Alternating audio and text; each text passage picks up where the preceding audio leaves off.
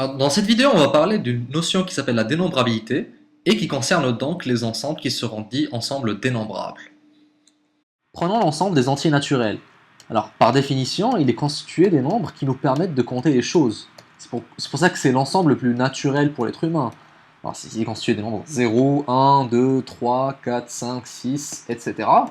On convient que c'est un ensemble infini parce qu'on peut aller indéfiniment en incrémentant à chaque fois de 1, en augmentant 1, 6, 7, 8, 9, 10, 11, 12, 13.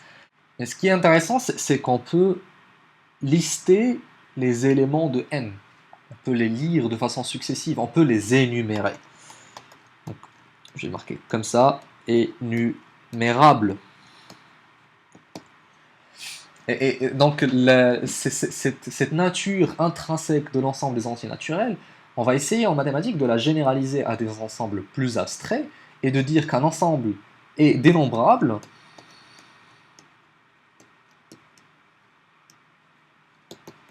si on peut le lister,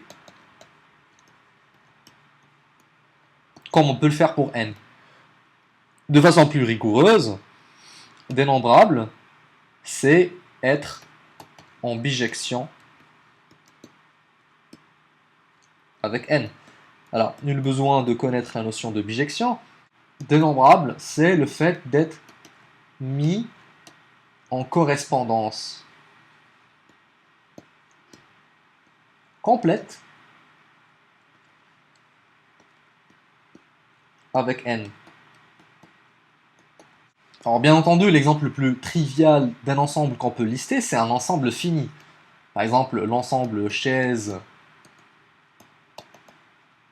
table, craie, c'est un ensemble dénombrable parce que c'est 1, 2, 3, ou alors 0, 1, 2. On peut le lister très facilement. On va pas parler des ensembles finis parce que leur cas est trivial, mais on va parler des dénombrables qui sont infinis, c'est-à-dire parfaitement comme n. On va parler donc de dénombrables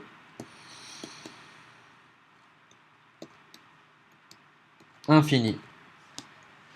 Alors vous allez me dire, mais en fait, si on peut juste lister, en fait, tout ensemble, on peut lister tout ensemble qu'on veuille.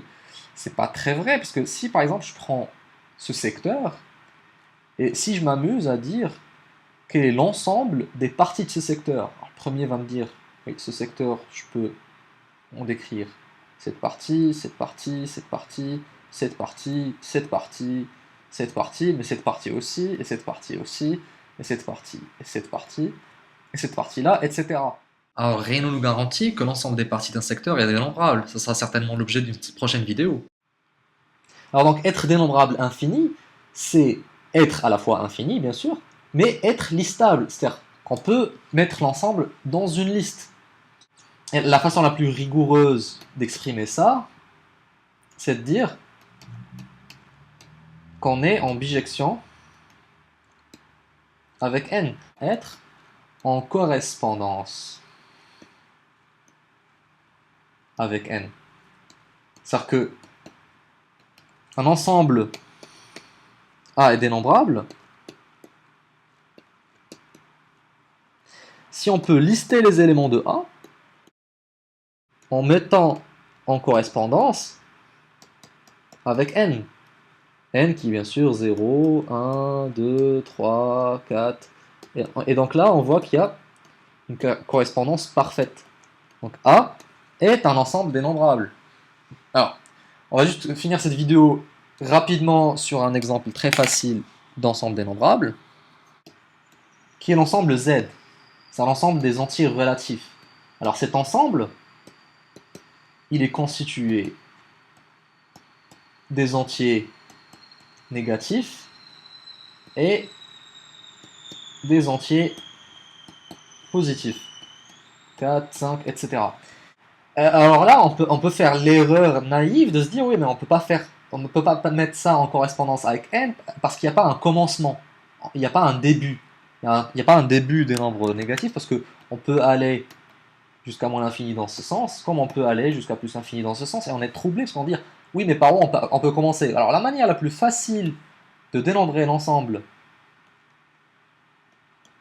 z, c'est de le redisposer comme ça, c'est dire bon bah c'est 0, 1, moins 1, 2, moins 2, 3, moins 3, ainsi de suite. Et dans ce cas-là, on a vraiment fait une correspondance entre n et z. Donc ça, c'était z. Si on met n juste par-dessus, eh bien on aura une correspondance parfaite entre les éléments de n et les éléments de z. Et surtout, on va pouvoir lister les éléments de z sans en rater aucun. C'est-à-dire qu'on ne rate aucun élément de z en les listant comme ça. Alors que tout à l'heure, on se disait, ouais, mais il est bizarre, on ne peut pas commencer, on commencera par où? Si on commence par 0 et qu'on aille dans la direction positive, il faudrait à un certain moment finir pour revenir et faire un négatif. C'est un peu naïf, mais c'est compréhensible comme première erreur. Donc là, Z, c'est un premier exemple d'ensemble dénombrable. Dans la vidéo prochaine, on va voir comment l'ensemble des rationnels est aussi un ensemble dénombrable. Et vous l'auriez deviné, ici il s'agissait de dire correspondance.